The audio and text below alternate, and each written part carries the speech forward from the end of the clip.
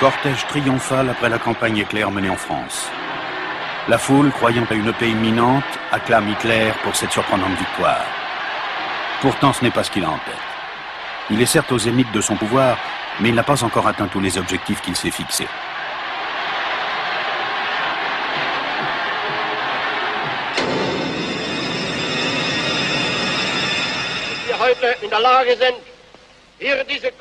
Depuis son accession au pouvoir, Hitler veut la guerre, même s'il ne parle que de paix. Kein Volk kann sich mehr nach Frieden sehnen als das Deutsche.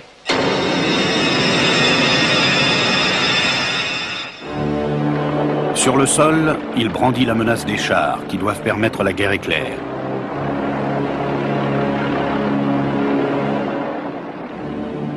Dans le ciel, il brandit la menace d'une puissante aviation.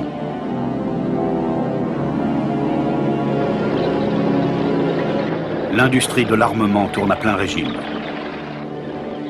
Mais tout cet arsenal est financé à crédit. Seule une grande guerre peut empêcher la banqueroute. Hitler cherche à tout prix à déclencher la guerre pour réaliser ses deux objectifs.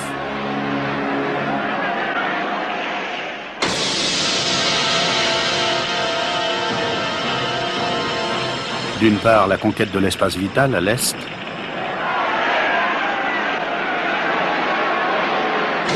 et d'autre part, l'anéantissement de tous les Juifs en Europe. Mais personne ne mesure encore quelles en seront les conséquences.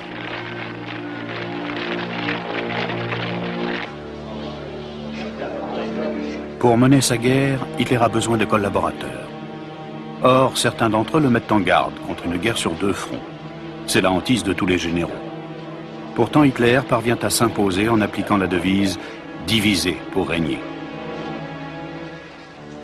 Il remplace ses généraux timorés par des chevaliers servants.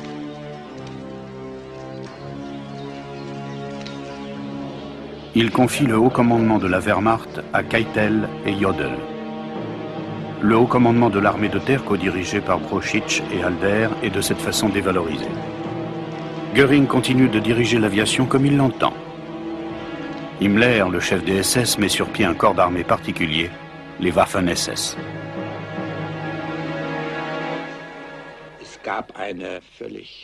L'organisation de la hiérarchie était complètement irréaliste, presque catastrophique. Cela correspondait à la volonté d'Hitler de disperser le pouvoir pour ne pas laisser trop de pouvoir militaire à un seul individu et finalement concentrer tous les pouvoirs dans ses propres mains.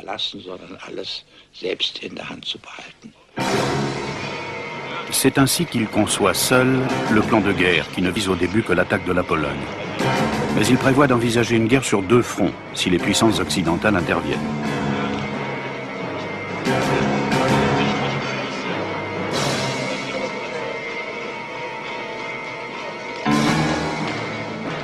Il nage dans l'illusion et la folie des grandeurs. De la même manière qu'il présume de ses propres forces, il surestime aussi celles de son Reich.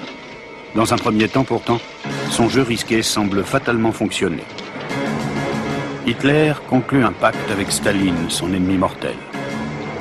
Hitler et Staline, tous deux des dictateurs assoiffés de pouvoir, relèguent au second plan leurs projets personnels. Ribbentrop et Molotov mettent sur pied un plan sans scrupules, le partage du butin. Staline obtient d'Hitler ce que les puissances occidentales n'ont jamais voulu lui accorder, une partie de la Pologne. Hitler, lui, obtient le feu vert pour la guerre. Et bien sûr, Hitler rend la Pologne responsable du déclenchement de la guerre. Nachdem schon neulich in einer einzigen Nacht 21 Grenzzwischenfälle waren, sind es heute Nacht 14 gewesen. Ich habe mich daher nun entschlossen, mit Polen in der gleichen Sprache zu reden, mit der Polen und seit Monaten.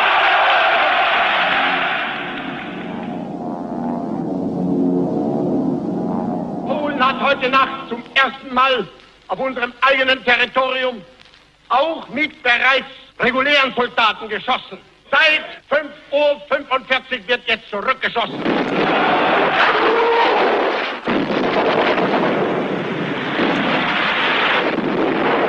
Ich habe nun über 6 Jahre am Aufbau der deutschen Wehrmacht gearbeitet.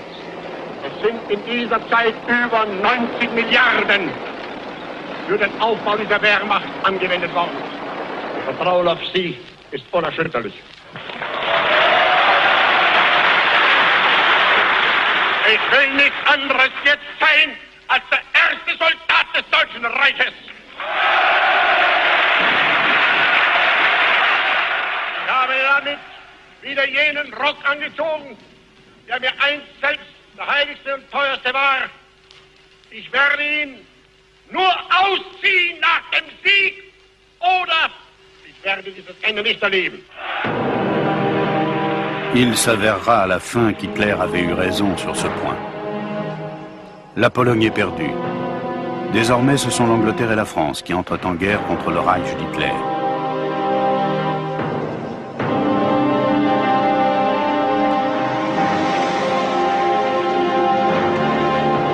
Tandis que la Wehrmacht s'empare de Varsovie, des unités spéciales des SS montrent aux Polonais qui sont les nouveaux maîtres du pays.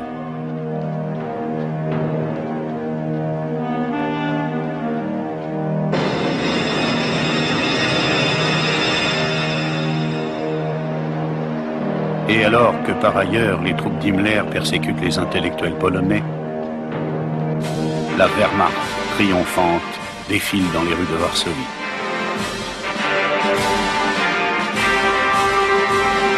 Pour cette fois encore, Hitler a laissé à ses généraux le soin de mener la campagne. À l'avenir, il dirigera lui-même les opérations. Hitler était tout d'abord ce qu'on peut appeler un militaire dilettante.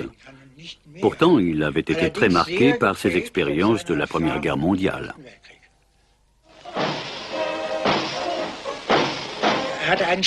Hitler avait un esprit perspicace. Oui, il avait vraiment un esprit très perspicace, mais il l'appliquait presque toujours sans raisonner.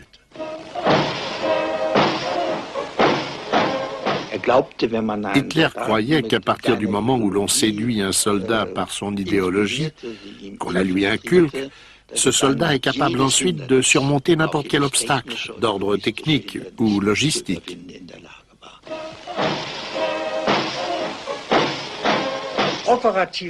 Hitler avait des idées ou pouvait avoir des idées qu'il était possible de mettre en pratique, car elles n'étaient ni mauvaises ni fausses en soi. Mais ce dont il manquait, ou bien ce qu'il ne voulait pas avoir non plus à mon avis, c'était un sens du discernement. Il ne reconnaissait pas la réalité, les faits, les circonstances, les difficultés, les obstacles que l'on rencontre bien sûr dans n'importe quelle action à mener. Mais le chef de combat ne cherche pas à savoir si une situation présente de tels obstacles. Pour l'attaque de la France, il a recours à un projet audacieux, élaboré par le général von Manstein. Ce plan prévoit d'attirer les armées alliées en Belgique et de prendre ensuite l'ennemi à revers par le déploiement de nombreuses divisions de blindés. Ainsi, les troupes allemandes réussissent à percer par les Ardennes. La campagne de France fut une entreprise risquée, mais ce risque convenait parfaitement à ce qu'il considérait comme son propre génie.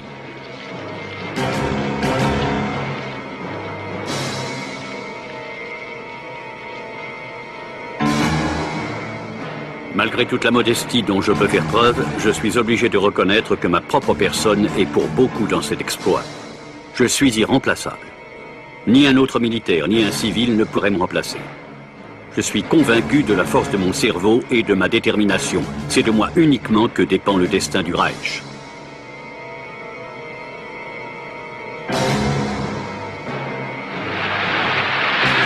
Sans modestie aucune, il exige des Allemands qu'ils le suivent inconditionnellement. Es handelt sich hier nicht meine Person, aber ich gehöre nicht auch zu jenen Leuten, die jemals die Fahne streichen.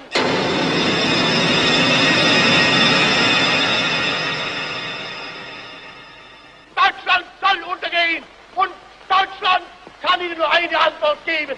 Deutschland wird siegen und Deutschland wird deshalb siegen.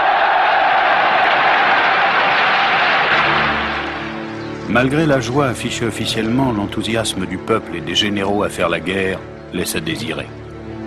Hitler révèle une autre facette de sa personnalité. Hitler, l'irrésolu, l'hésitant. Pas moins de 29 fois, il remet l'attaque de la France à plus tard, par peur d'échouer. Pourtant, il lance une attaque surprise dans le nord de l'Europe. Les actualités nazies la présentent comme une guerre préventive, digne d'un génie. Gegner versuchen vielmehr, sich neue Aufmarschgebiete in Skandinavien zu schaffen. Diesem Plan kommt der Führer am 9. April 1940 zuvor. 10 Stunden früher besetzen deutsche Truppen Dänemark und Norwegen. Die Kriegsmarine schlägt der englischen Flotte alle Trümpfe aus der Hand. Vorbildlich ist das Zusammenwirken der 3 Wehrmachtteile.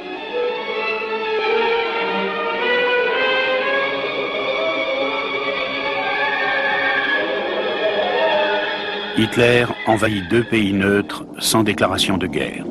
Le droit international n'a jamais été un obstacle pour lui. Parce que ses généraux ne font toujours pas confiance au plan de Manstein, il intervient lui-même dans les préparatifs. Bien qu'il se croie absolument infaillible, le stratège amateur est encore très incertain. Il cache cela derrière une très grande effervescence. Enfin, le jour de l'attaque arrive. Hitler a choisi la date du 30 septembre. Les premières victimes sont les pays neutres, Hollande, Belgique et Luxembourg.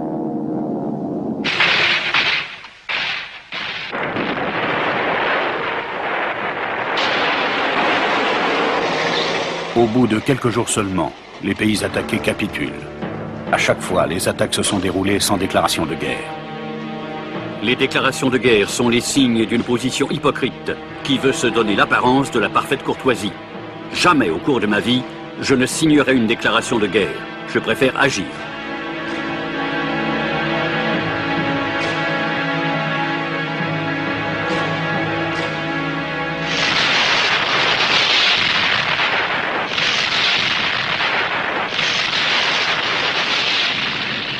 Le plan Manstein fonctionne à merveille.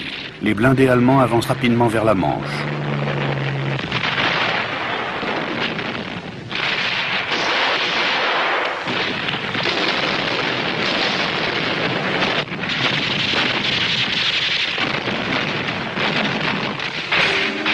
L'armée française n'a aucune chance de s'en sortir. Les troupes britanniques sont prises au piège dans le port de Dunkerque.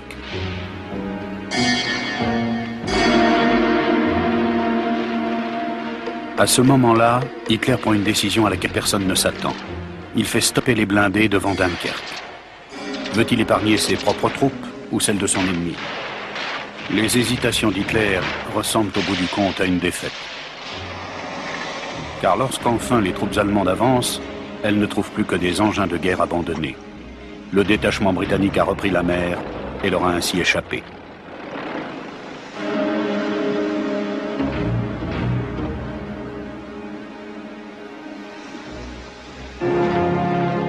La croix gammée est déroulée sur le monument de Verdun. La France est défaite. Hitler savoure sa double victoire. La victoire sur la France constitue pour lui une revanche sur la Première Guerre mondiale. C'est aussi une victoire sur ses généraux. Tout à sa joie de vainqueur, il renonce à une démonstration triomphale à Paris, se contentant d'une modeste parade.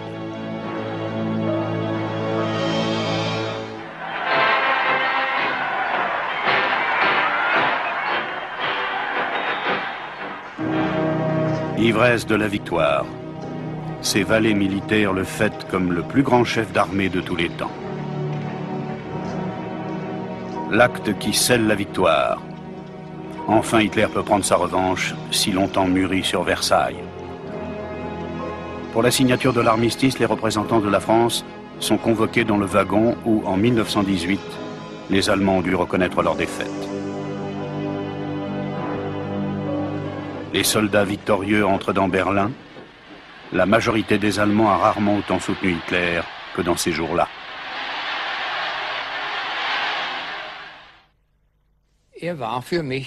Il était pour moi un grand homme, le plus grand homme, non seulement parce que toute la population l'acclamait, et la joie se communiquait à nous tous, mais aussi parce que la personnalité de cet homme exerçait sur nous une telle magie qu'on ne pouvait tout simplement pas y échapper.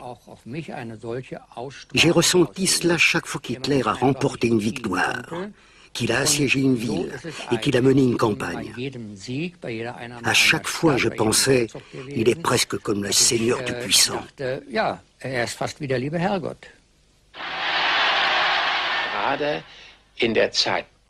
Pendant la campagne de Pologne, puis pendant la campagne de France, La stratégie d'Hitler était pour nous, qui étions de simples officiers sur le front, irréprochable.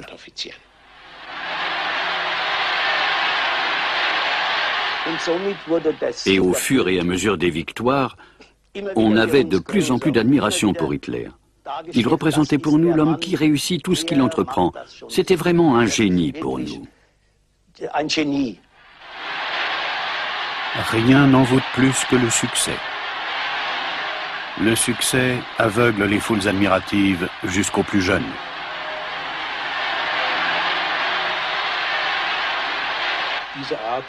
Jeune garçon à l'époque, je ressentais une sorte d'ivresse à le voir. C'était formidable ce que je vivais là.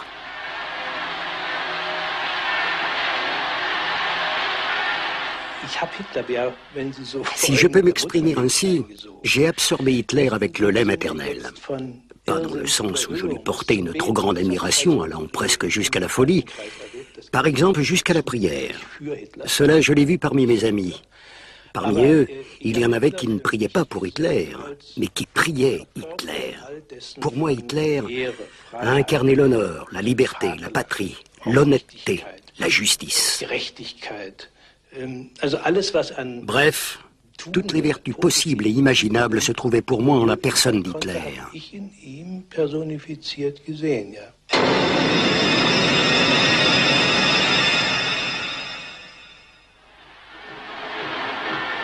Mais après la victoire remportée en France, Hitler ne sait quelle décision prendre. Les Anglais ne veulent pas se soumettre à ses ordres. Et Churchill, au pouvoir, rompt avec la politique de l'apaisement. Hitler décide alors de lancer sur l'Angleterre une attaque aérienne qui doit faire plier ses rebelles.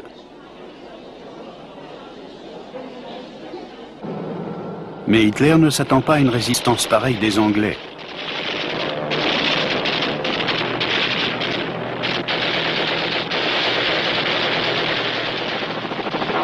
Les bombes ne peuvent venir à bout de l'île. Tandis que la bataille d'Angleterre fait rage, Hitler fait dresser le plan d'invasion de l'Union soviétique. Il redoute la guerre sur deux fronts, mais la déclenche. La Russie est le facteur sur lequel l'Angleterre mise le plus. Si la Russie est anéantie, le dernier espoir de l'Angleterre se sera envolé. L'Allemagne sera alors maître de l'Europe et des Balkans. Décision prise. Il faut qu'au cours de ce conflit, le sort de la Russie soit réglé. Pourtant, ce plan contient bien plus que le démantèlement de la Russie. Le plan Barbarossa est le moyen pour Hitler de réaliser son vieux rêve.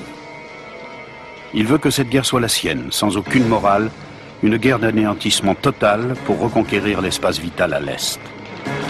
Le chef de combat charge ses généraux d'indiquer aux troupes comment procéder. Le bolchevisme est l'ennemi mortel du peuple allemand national-socialiste. Le combat de l'Allemagne s'adresse à cette conception délétère du monde. Ce combat exige que l'on intervienne énergiquement et sans égard contre les hérétiques bolchevistes, les francs-tireurs, les saboteurs, les juifs, et que l'on élimine toute résistance, aussi bien la résistance active que passive. Tous ceux qui, au cours de ce combat, violeront le droit ne seront pas poursuivis, promet le fou de guerre. Pour des actions perpétrées sur des civils du camp ennemi, les soldats de la Wehrmacht ne seront pas obligatoirement poursuivis. Et ils ne le seront pas non plus si l'action constitue une faute ou un crime militaire. Frapper, écarter, éliminer. Ce sont les verbes que l'on trouve dans le lexique de l'homme monstre. Il ne s'agit pas seulement de conquérir le territoire à l'Est, mais aussi de procéder à un pur anéantissement de tous les bolchevistes. Les instigateurs des méthodes de combat barbares et asiatiques, ce sont les commissaires politiques. Il faut agir contre tout de suite, en employant les moyens efficaces. S'ils sont pris au combat ou dans la résistance, il faut donc par principe les liquider tout de suite.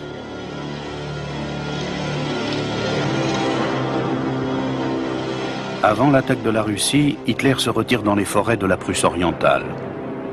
Après s'être imposé constamment aux Allemands comme une drogue, il se dérobe cette fois-ci et se retranche dans sa tanière, prêt à passer à l'attaque.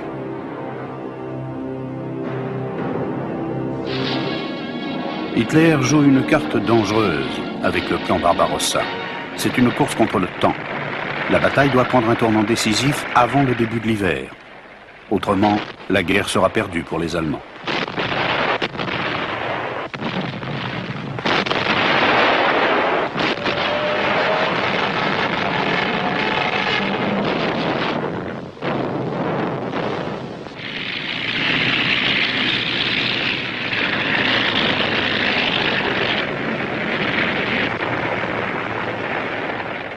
Au début, le calcul d'Hitler s'avère juste. Au bout de seulement 20 jours, le drapeau des SS flotte sur Minsk, la capitale de la Biélorussie. Des divisions entières de l'armée rouge sont faites prisonnières.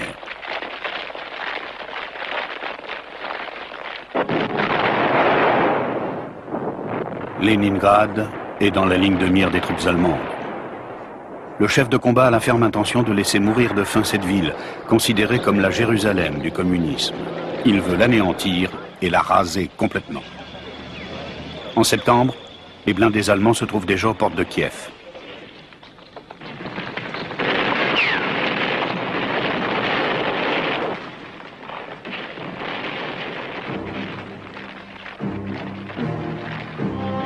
Des divisions entières de l'armée soviétique périssent au cours de gigantesques batailles où elles sont encerclées par les troupes allemandes. Les troupes d'Hitler continuent donc de croire qu'elles sont invincibles. Tout d'abord, je veux confirmer que les premiers succès nous ont beaucoup surpris. Ils nous ont donné bien sûr des ailes pour faire les grandes batailles d'encerclement au cours desquelles on faisait des centaines de milliers de prisonniers. Dans une lettre à ma mère, j'ai moi-même écrit en septembre quelque chose comme cela: la guerre sera finie dans quelques semaines. À ce moment-là, Hitler prend seul une décision. Au lieu d'attaquer directement la capitale soviétique, il veut d'abord que ses troupes progressent dans le sud, pour s'emparer de la région industrielle située dans le bassin de Donetsk et des puits de pétrole du Caucase. Ces généraux sont effarés. Ce qu'ils veulent, c'est une bataille décisive aux portes de Moscou. Mes généraux n'ont aucune notion d'économie de guerre, s'emporte Hitler, tout en maintenant son projet. Lorsqu'enfin l'offensive sur Moscou est lancée en octobre, il est déjà trop tard. Staline a profité de ce répit pour préparer sa riposte.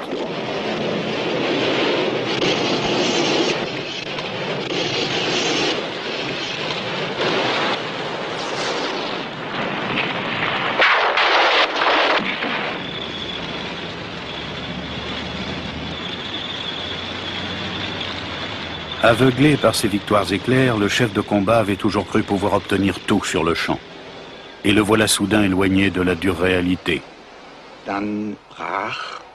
Fin octobre, l'hiver a commencé. Soudain, en l'espace de quelques jours, les températures ont chuté jusqu'à moins 25 degrés. Les troupes n'étaient pas préparées à cela. J'ai alors écrit à ma mère que la guerre durerait encore un peu.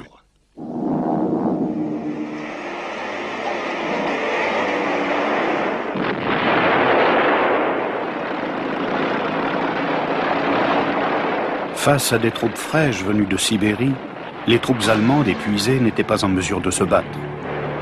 Cependant, Hitler a donné l'ordre fanatique de se maintenir en position sans tenir compte des pertes déjà nombreuses.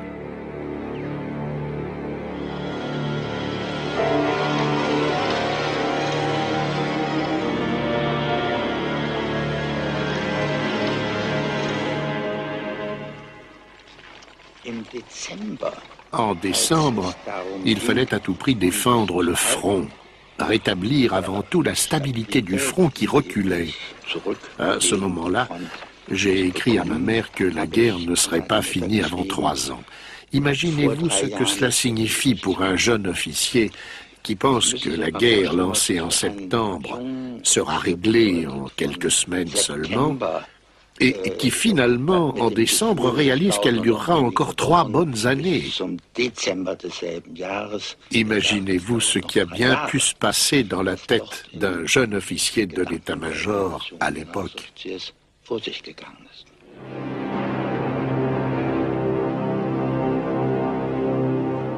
Hitler répond à cette débâcle par la fuite en avant. Alors que tout son projet de guerre à l'Est est sur le point d'échouer, il déclare sans difficulté la guerre aux États-Unis.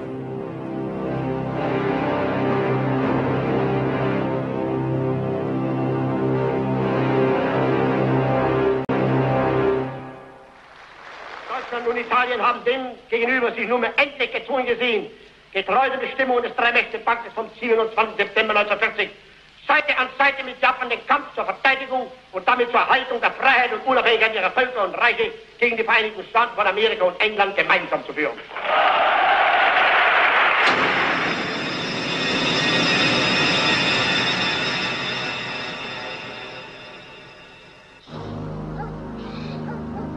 Sans aucune considération, il veut que les troupes allemandes se battent avec plus d'acharnement encore, pour lui et avec lui, sans aucune perspective de paix. Car qui voudrait conclure la paix avec lui? Son peuple n'a donc pas d'autre choix que de poursuivre le combat avec lui et dans le pire des cas jusqu'à la ruine de l'Allemagne. Hitler met de l'ordre dans les rangs de ses généraux. Ceux qui ne suivent pas sont remerciés. Il prend la place du maréchal von Brauchitsch, affaibli par la campagne de Russie, à la tête de l'armée de terre. L'armée le ressent comme un véritable affront, pourtant elle reste dévouée à son nouveau commandant en chef.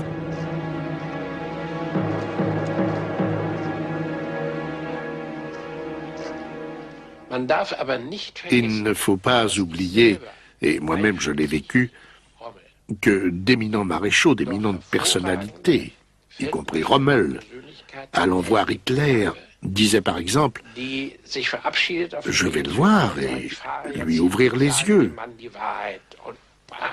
Et puis, 2 jours plus tard, il revenait et disait alors « Quel homme impressionnant ! Il m'a décrit tout le projet dans les grandes lignes et il subsiste peut-être encore un espoir. » Cependant, 24 heures plus tard, l'euphorie avait de nouveau disparu. Mais on ne peut pas nier que c'était comme une sorte d'hypnose. Et qu'Hitler faisait toujours une très grande impression à beaucoup d'entre nous.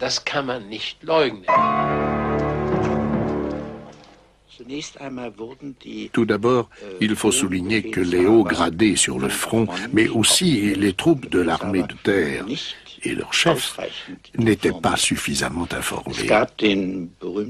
Le principe numéro 1 du Führer, que chacun connaissait, était le suivant: tout officier ou tout soldat ne devait pas en savoir plus que ce qu'il était absolument nécessaire qu'il sache pour remplir sa mission, et qu'il devait uniquement l'apprendre au moment opportun. Deuxième point. De nombreux maréchaux se sont entretenus avec Hitler sur la situation à ce moment-là. Manstein, Lieb, Klug. Il était évident, et cela je l'ai moi-même vécu à la fin de la guerre, qu'il se dégageait de cet homme une personnalité démoniaque que l'on peut à peine décrire par les mots et à laquelle il était difficile d'échapper. On ne peut comprendre la force d'attraction qu'il exerçait sur les gens si on ne l'a pas vécu soi-même. C'est avec cette force d'attraction qu'Hitler poursuit la guerre, qu'il fait la guerre pour l'amour de la guerre. Depuis longtemps, il a enterré l'illusion de remporter une victoire éclair.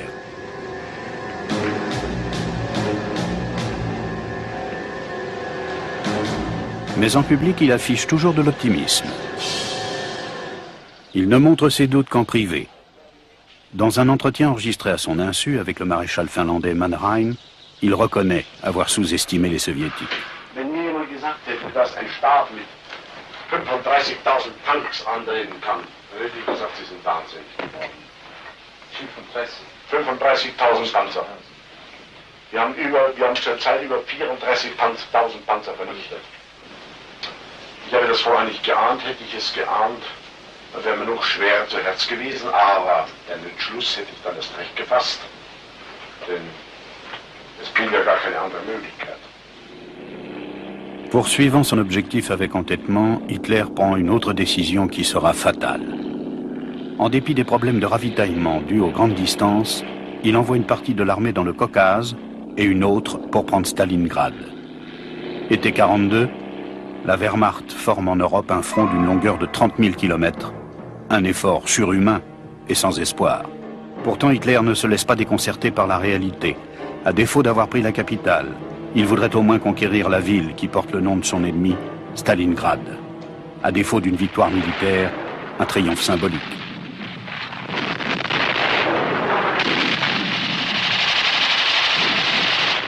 La bataille de Stalingrad. En octobre, les soldats de la 6e armée occupent presque entièrement la ville. Pourtant, les soviétiques s'acharnent à défendre les 300 derniers mètres le long de la Volga. Tandis que ces derniers continuent à être ravitaillés, les troupes allemandes ne le sont plus.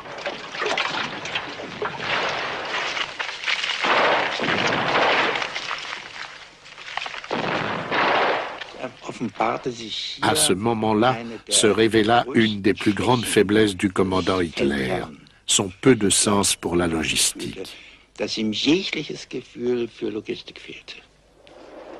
Il ignore ainsi la réalité du deuxième hiver de guerre.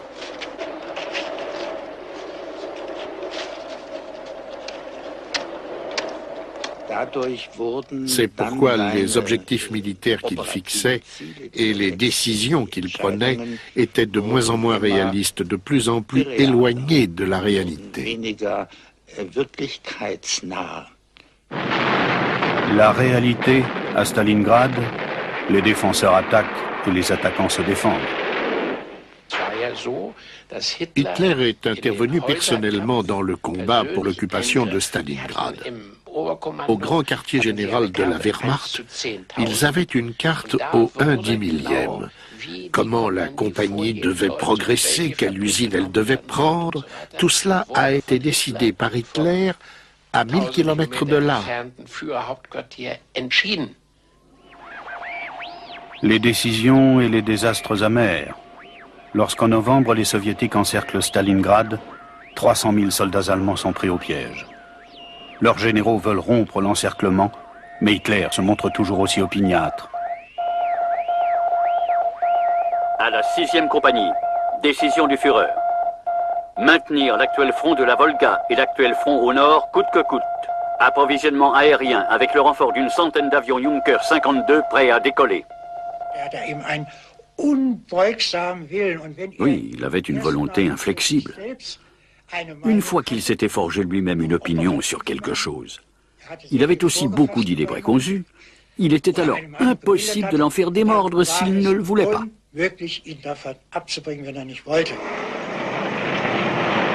Sur le champ de bataille, l'entêtement d'Hitler est sanctionné.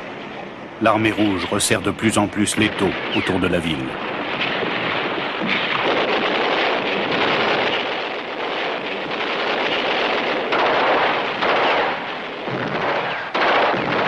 Abandonnés à leur triste sort, les soldats allemands n'ont aucune chance de s'en sortir dans ce désert de ruines qu'est Stalingrad.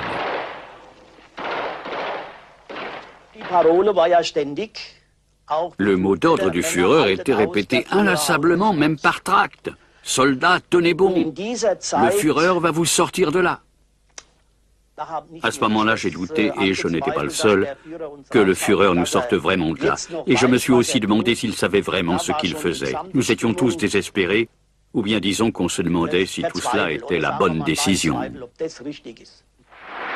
Les doutes sont justifiés, puisque la vie des hommes ne compte pas pour un chef de combat qui n'a qu'une chose en tête, réaliser ses objectifs. Das Deutschland von einst hat 11:45 die Waffen niedergelegt.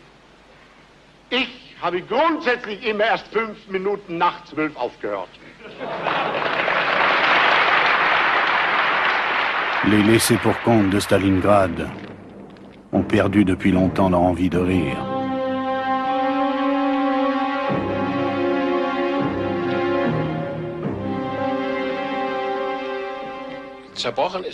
Toute l'admiration que j'avais pour Hitler en tant que chef des armées, en tant qu'être humain et aussi en tant que Führer a été brisée à jamais.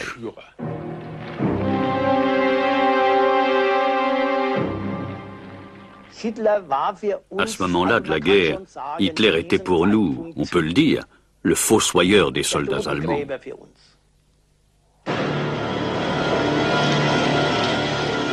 Stalingrad, le tournant décisif. Pour ce fou de guerre, c'est le début de la fin. Il se réfugie dans son monde impénétrable, se ferme complètement à la réalité. Une réalité que son peuple ne peut pas fuir.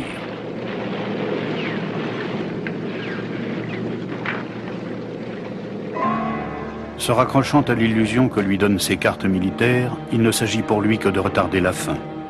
La bonne vieille méthode, une nouvelle guerre. La plus grande marche de blindés de tous les temps. Une démonstration de force complètement insensée. Durant l'été 43, a lieu la bataille des blindés à Koursk. Elle ne dure que 8 jours et prend fin sans être décisive.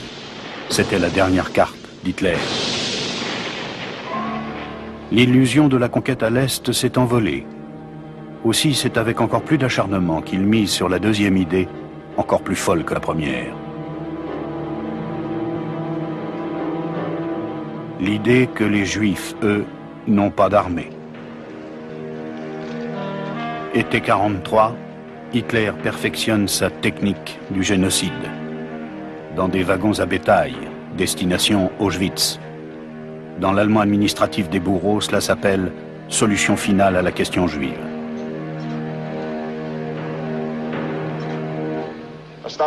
Même à son propre peuple, Hitler fait entrevoir de sombres perspectives.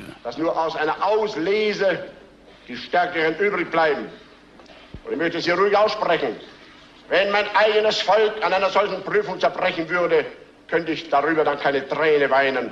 Es hätte nichts anderes verdient. Es würde sein eigenes Schicksal sein. Le destin vient du ciel et s'abat sur l'Allemagne comme un châtiment. Le feu des Alliés frappe tout le monde, sans exception, les partisans comme les opposants.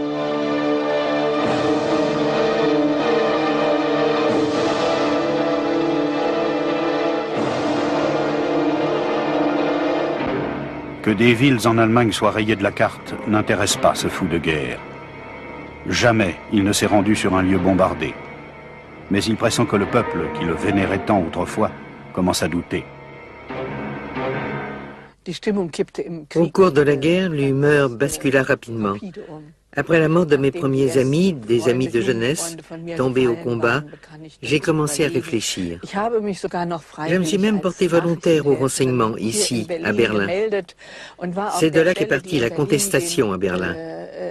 Là, on était au courant de tout, et j'ai alors compris toute cette folie, toute cette terrible époque.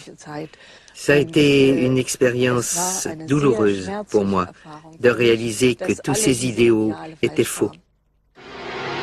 Le peuple allemand reconnaît avec beaucoup de douleur, mais trop tard, à qui il a vraiment affaire. Hitler a déclenché une réaction d'hostilité globale. Et le monde entier n'a plus qu'un seul objectif désormais, sa mort. Le 6 juin 1944, les troupes alliées débarquent en Normandie.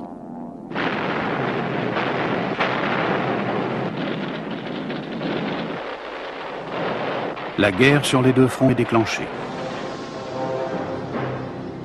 La situation désespérée pousse la résistance allemande à passer à l'action. Des conspirateurs courageux, faisant partie du corps des officiers, sont décidés à tuer le dictateur pour sauver leur patrie. Ils réalisent ce que les autres ne font qu'imaginer. Au cours de certaines soirées, nous étions tous réunis dans le petit mess des officiers du camp et nous discutions autour d'un verre de bière. Qu'est-ce qu'on peut faire, se demandait-on. Peut-on destituer Hitler? Peut-on envoyer un homme prendre le commandement des armées sur le front Est? Doit-on envoyer Hitler devant un tribunal? Face à la recherche d'une issue, certains officiers sont partagés entre leur responsabilité morale et l'obéissance militaire. Cet homme était à la fois le commandant en chef de la Wehrmacht et le commandant en chef de l'armée de terre. En tant que tel, il donnait des ordres. Et quand il avait donné un ordre, c'est comme ça dans le monde entier et dans toutes les armées. Alors la seule chose qu'il restait à faire était de l'abattre. Voilà, c'est tout. L'attentat échoue.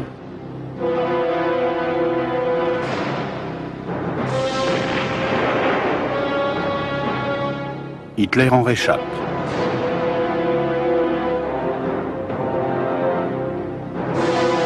Il fait de la chance qu'il a eue un cadeau de la Providence. Euphorique, il dit à Mussolini qu'il ne lui arrivera jamais rien.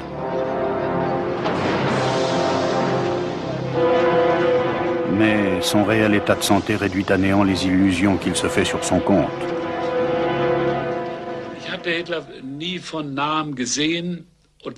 Je n'avais jamais vu Hitler de près.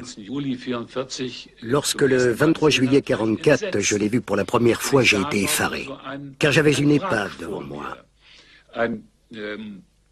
Un homme courbé, qui traînait déjà une jambe, qui avait une main tremblante. Il ne pouvait pas faire autrement que de tendre sa main tremblante, car sa main droite avait eu une contusion suite à l'attentat et il ne pouvait s'en servir.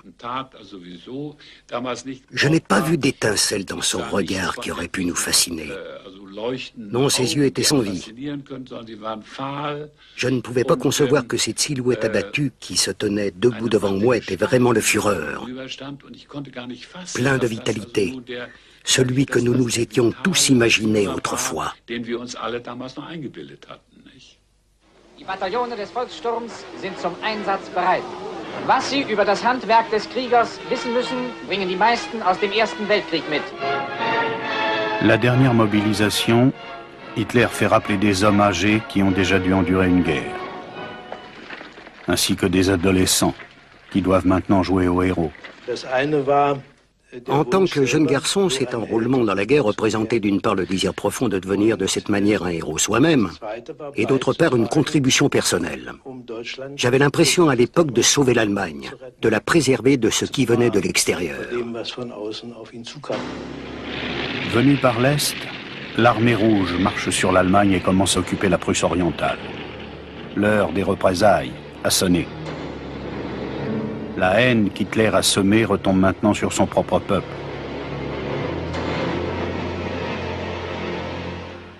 La guerre qu'Hitler a déclenchée, il la mène aussi contre les Allemands. Il veut leur ôter l'espoir qu'au moins à l'Ouest, la guerre sera bientôt finie. Il met alors au point un autre plan tout aussi insensé. Sa folie est intacte. Il continue de croire que la réalité va se soumettre au Führer. Il joue sa dernière carte à l'Ouest. Pour mettre toutes ses chances de son côté, il abandonne sans scrupule le front à l'Est, déjà bien menacé.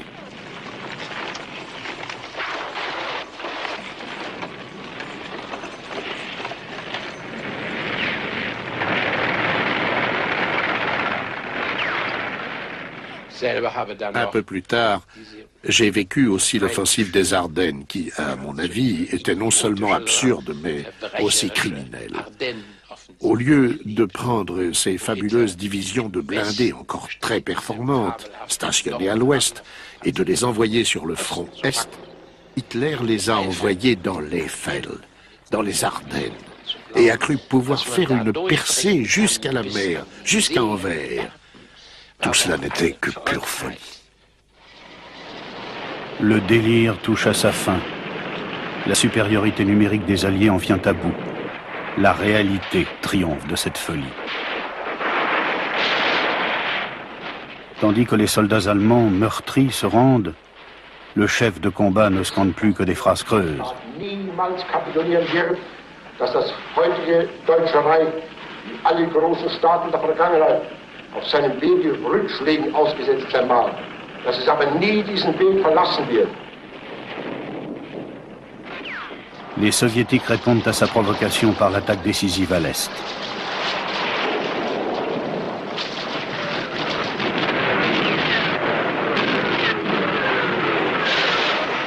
La peur, face à l'armée rouge, jette sur les routes des millions d'hommes et de femmes. Fuir sur les routes verglacées.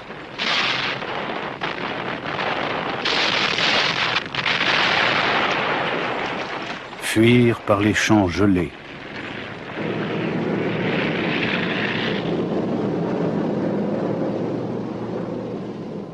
Fuir vers les ports de la mer.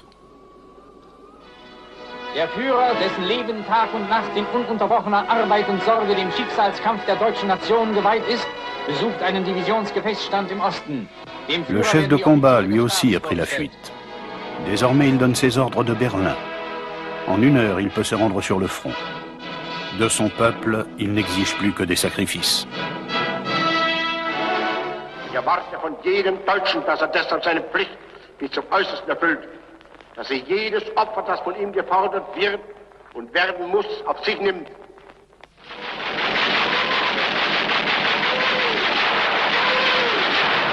Mais tous les sacrifices sont vains, car l'armée rouge, par sa supériorité numérique, se fraye rapidement son chemin jusqu'à la capitale.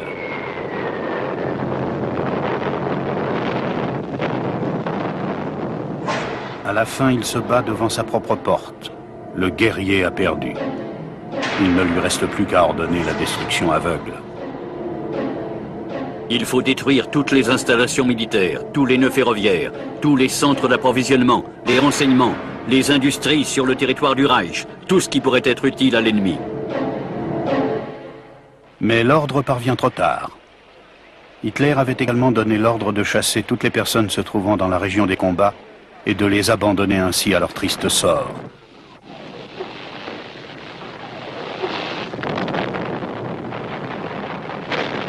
Dans ces rues de Berlin, le peuple l'acclamait autrefois. Le peuple qu'Hitler a trahi.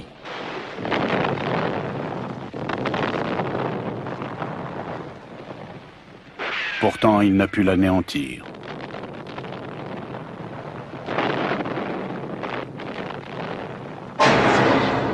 Dernière mobilisation dans l'arrière-cour, ordre de guerre pour des soldats encore enfants.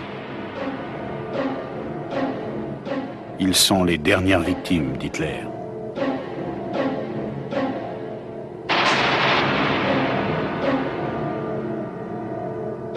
Élevés dans le mythe d'Hitler, ils doivent maintenant mourir pour lui.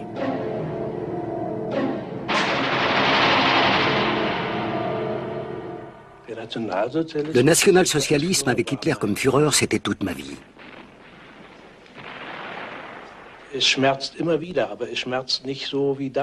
Cela me fait toujours mal.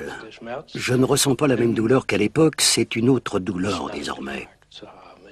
La douleur de ne pas avoir posé de questions. La douleur d'avoir été aux ordres, d'avoir servi d'instrument.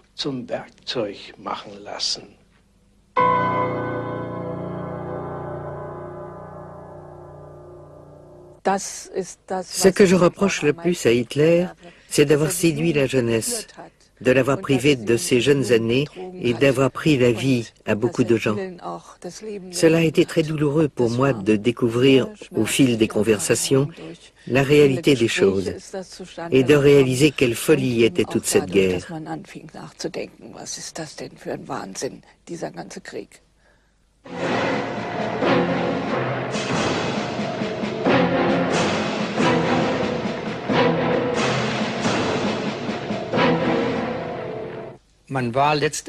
Tout à la fin, on était si las de cette guerre et si content d'avoir pu survivre jusque-là que l'on ne souhaitait alors qu'une chose, que la guerre se termine au plus vite.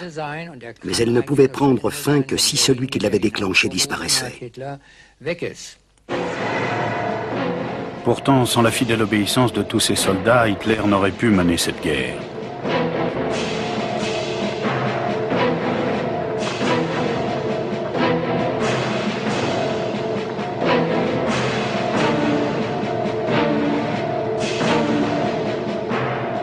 Ce sont les généraux qui ont misérablement échoué. Ils ont été doublement abusés. Il savait tromper, mentir, mais il n'était pas un simple bluffeur. Son génie, c'était de donner de réelles illusions aux gens.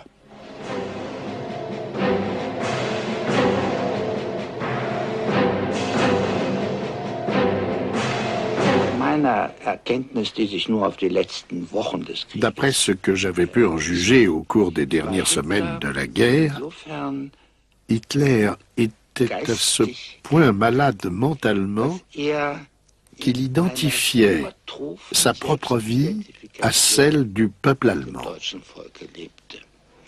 Il était profondément convaincu que le peuple allemand ne survivrait pas à sa mort et à la fin du nazisme. Mais sur ce point aussi, il s'est trompé. Sa mort dans le bunker n'émeut guère le peuple allemand. Avec lui a sombré son Reich.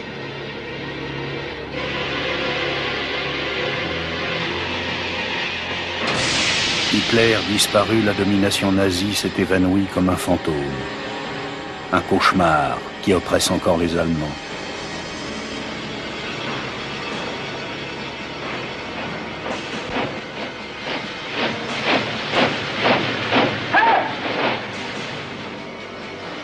Le bilan, une mer de sang et de larmes qui va de Stalingrad à Brest, de Dachau à Auschwitz.